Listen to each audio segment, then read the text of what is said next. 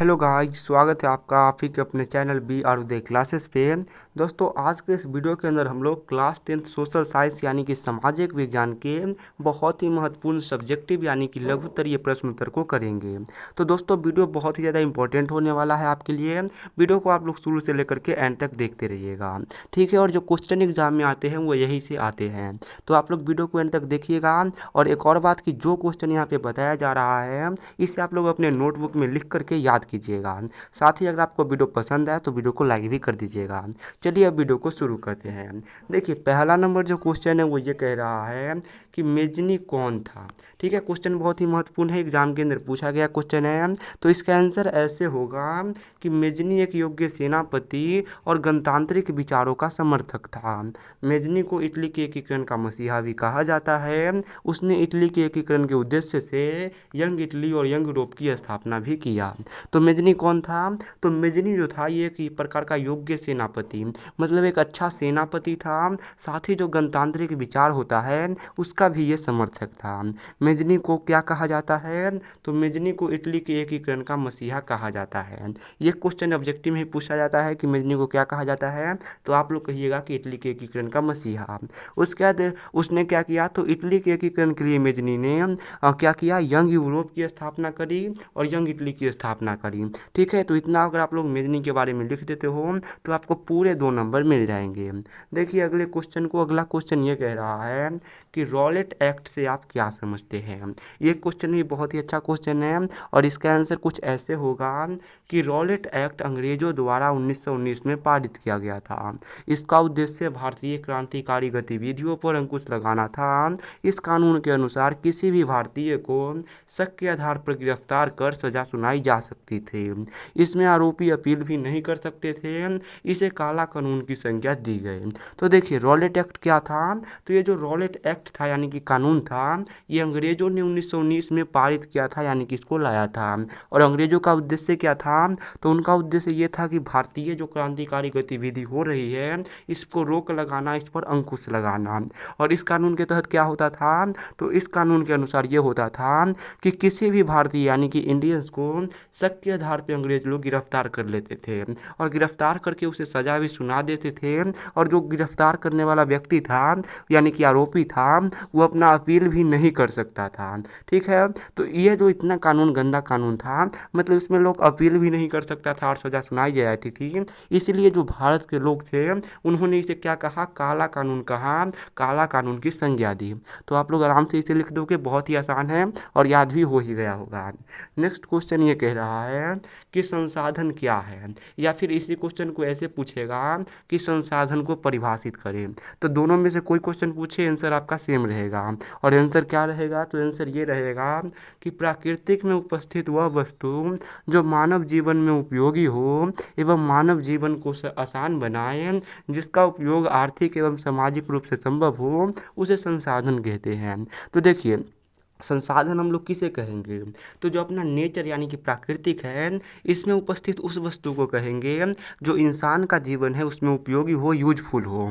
साथ ही जो इंसान के जीवन को आसान बनाए, थोड़ा सा उसको आराम दे, उसे हम लोग संसाधन कहेंगे। इसके साथ इसका उपयोग करना आर्थिक रूप से भी संभव हो और सामाजिक रूप से भी संभव हो। जैसे कि कोई सामान इतना महंगा है जिसका हम लोग यूज कर ही नहीं पा रहे हैं, तो वो संसाधन नहीं होगा। वैसे ही कोई समाज ऐसा है जिसको हम लोग समाज की तरह से नहीं यूज कर सकते हैं, सामाजिक रूप से इस्तेमाल नहीं कर सकते हैं, तो वो भी संसाधन नहीं है।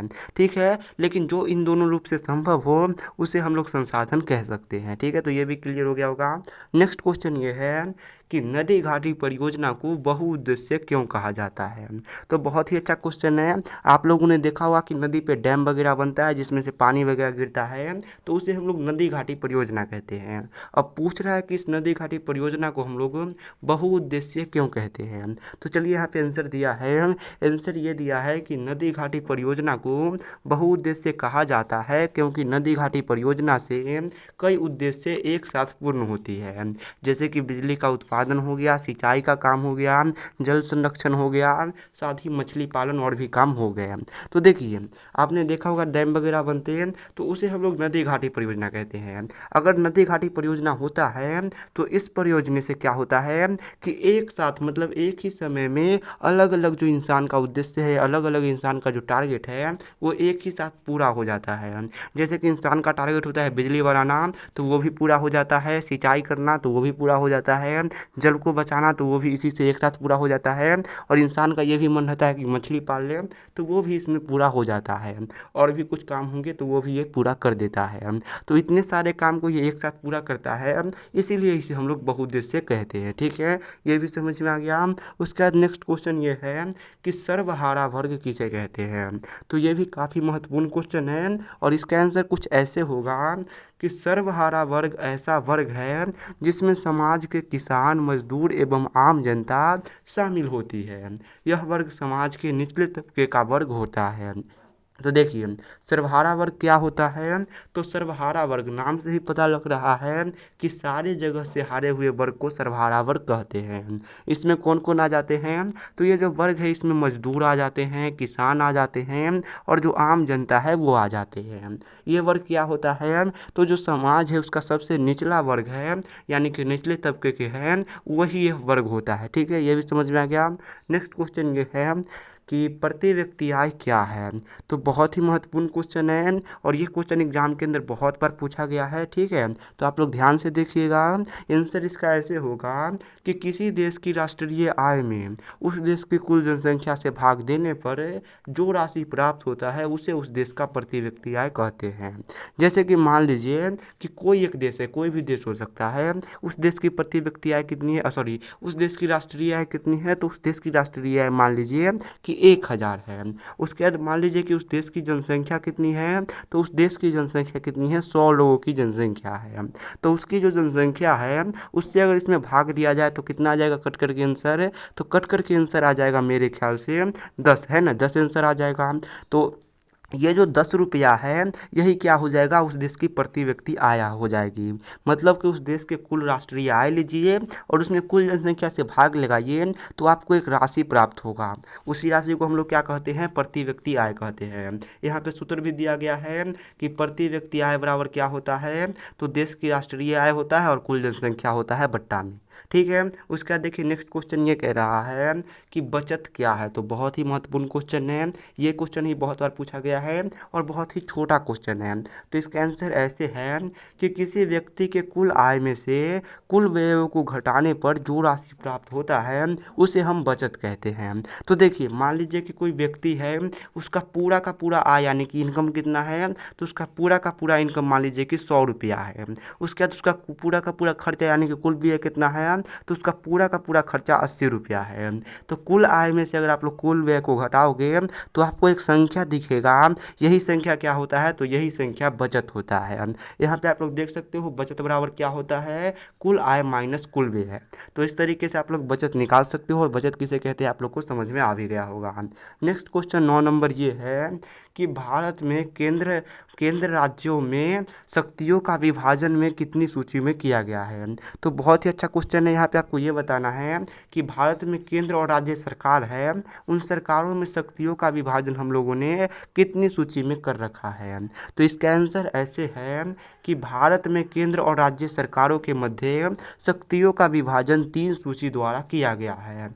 पहला सूची केंद्र सूची है, इसमें क्या होता है, तो इसमें ऐसे विषयों को रखा गया है जिस पर सिर्फ और सिर्फ केंद्र सरकार कानून बना सकता है।